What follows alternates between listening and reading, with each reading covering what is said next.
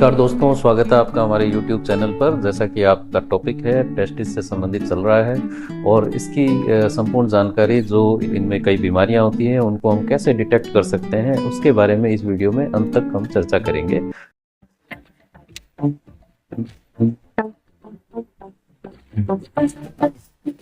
तो टेस्टिस की जो सामान्य तकलीफें होती हैं उनको हम उनके सिम्टम्स के आधार पर और एक सेल्फ टेस्टिकुलर एग्जामिनेशन होता है जो कि हम इस वीडियो के अंत में पूरी तरह से डिटेल में बताएंगे, उनके द्वारा हम ये जज कर सकते हैं खुद ही कि ये प्रॉब्लम क्या है। सर्जिकल प्रॉब्लम है तो तुरंत उसको सर्जन को दिखाना होता है। तो ऐसी क्या प्रॉब्लम्स होती हैं जिनको हम तुरंत पकड़ सकते हैं? तो ये जो टेस्टिकुलर पेन होता है ये सबसे इम्पॉर्टेंट सिम्टम होता है। पेन के अलावा आपके पेशाब में जलन भी हो सकती है, बहुत तेज़ दर्द हो रहा है जो कि रिलीफ नहीं मिल रहा है, ऐसे कई सिम्टम्स होते हैं जो हमें पकड़ने चाहिए। इन सब में इम्पॉर्टेंट है पेन। तो पेन और पेनलेस दो तरह की स्वेलिंग होती है, सोजन आ जाती है टेस्टिस के अंदर। तो जो पेनफुल स्वेलिंग होती है वो कौन सी होती है और पेनलेस स्वेलिंग कौन सी होती है उनके बारे में अभी हम बताने वाले हैं। तो पेनफुल स्वेलिंग यानी कि सामान्य तौर पर ये होती है एपिडिडमाइटिस, एपिडिडमोऑर्काइटिस, ऑर्काइटिस, टेस्टिकुलर एब्सेस और उन सबसे भी खतरनाक होती है टेस्टिकुलर टॉर्शन। तो एपिडिडमोऑर्काइटिस, ऑर्काइटिस, टेस्टिकुलर एब्सेस ये तो इन्फेक्शंस होती हैं। इनमें साथ में पेशाब में जलन भी हो सकती है, बुखार भी हो सकता है, टेस्टिस का साइज भी ज़्यादा बड़ा नहीं होता, थोड़ा सा ही स्वेलिंग आएगी। लेकिन इसको जब हम लिफ्ट करके टेस्टिस को अगर अपन हाथ से लिफ्ट करेंगे तो इन सूजन में और इस दर्द में थोड़ा सा आराम आएगा। और दूसरी तरह की जो स्वेलिंग होती है वो स्वेलिंग इतनी पेनफुल होती है कि आप हाथ भी नहीं लगा सकते। टेस्टिस को लिफ्ट करेंगे तो पेन इंक्रीज हो जाएगा, बढ़ जाएगा।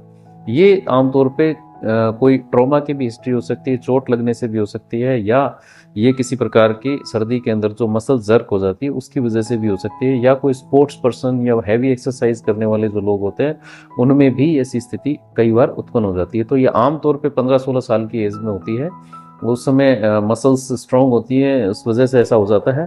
तो ये ऐसी जो स्थिति होती है उसमें तुरंत इमरजेंसी में जाना होता है और ट्रीटमेंट लेना होता है। तो अगर कई बार ये डिटॉर्शन करने से भी ठीक हो जाती है, अदरवाइज अगर ज़्यादा समय निकाल दिया तो टेस्टिस काला पड़ जाता है और टेस्टिस को निकालना भी पड़ जाता है।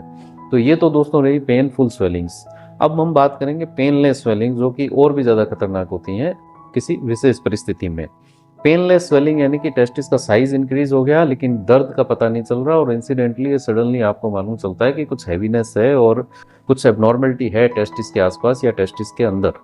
तो ये कौन सी सिचुएशन होती है? ये आमतौर पर जो होती है वो होती है हाइड्रोसील, वेरिकोसील। हाइड्रोसील तो जन्म के समय भी हो सकता है और लेटर एज में भी, किसी भी एज के अंदर हाइड्रोसील हो सकता है। और बिहार के जो निवासी होते हैं उनके अंदर हाइड्रोसील एक प्रकार की बीमारी है जो सामान्य तौर पे मिलती है। वो एक मच्छर के खाने से होती है और उसके अंदर एक लिम्फ इकट्ठा हो जाता है। तो लिम्फ की वजह से जो हाइड्रोसील होता है वो सेकेंडरी हाइड्रोसील होता है, उसका ट्रीटमेंट अलग होता है। एक होता है वेरिकोसील। वेरिकोसील में टेस्टिस तो नॉर्मल होता है लेकिन टेस्टिस के ऊपरी हिस्से में जो नसें होती हैं वो गुच्छे की तरह फूली हुई होती है। जैसे आप केंचुए के गुच्छों को हाथ में लेंगे तो इस प्रकार की फूली हुई नसें होती है। तो वो जो सिचुएशन होती है वो इनफर्टिलिटी का कई बार कारण भी होती है। हाइड्रोसील भी इनफर्टिलिटी क्रिएट कर सकता है। तो उनमें भी पेनलेस जो गुच्छा होता है उसको ट्रीटमेंट करवाना पड़ता है। तो वो आमतौर पे लोकल टेम्परेचर बढ़ाता है टेस्टिस का और जिससे शुक्राणु की उत्पादकता कम हो जाती है। तो ये भी एक बीमारी पेनलेस होती है। और इसके अलावा एक अगर पेनलेस हार्ड स्वेलिंग हो रही है, एकदम हार्ड पत्थर की तरह, और टेस्टिस का साइज पिछले दिनों में अचानक से बढ़ने लगा है, तो ये कैंसर का कारण भी हो सकता है। टेस्टिकुलर मास बन जाता है जो कि आमतौर पे कई कई बार कैंसर का रूप धारण कर लेता है। तो ये पेनलेस स्वेलिंग्स होती हैं। इन सबको हम कैसे एग्जामिन करेंगे? कई बार ये सिस्ट भी होती है इसके अंदर, जिसको हम एपिडिडिमल सिस्ट बोलते हैं, जो टेस्टिस के जस्ट ऊपरी हिस्से के अंदर होती है। और एक स्पर्मेटोसील्स भी होते हैं, जो स्पर्म खूब सारे गुच्छा बना के इकट्ठे हो जाते हैं, तो उनको हम स्पर्मेटोसील भी कहते हैं। कई बार हर्निया भी, कंप्लीट हर्निया बच्चों में भी होता है, कई बार बड़ों में भी होता है, जो जन्म से ही होता है। वो कंप्लीट हर्निया टेस्टिस के ऊपरी हिस्से तक जाता है तो उसमें भी ऐसा लगता है जैसे कि टेस्टिस की स्वेलिंग है। एक्चुअल में वो टेस्टिस की नहीं, वो हर्निया होता है। क्योंकि उसमें टेस्टिस तो सेपरेट पालपेट होता है, फील होता है, ठीक है।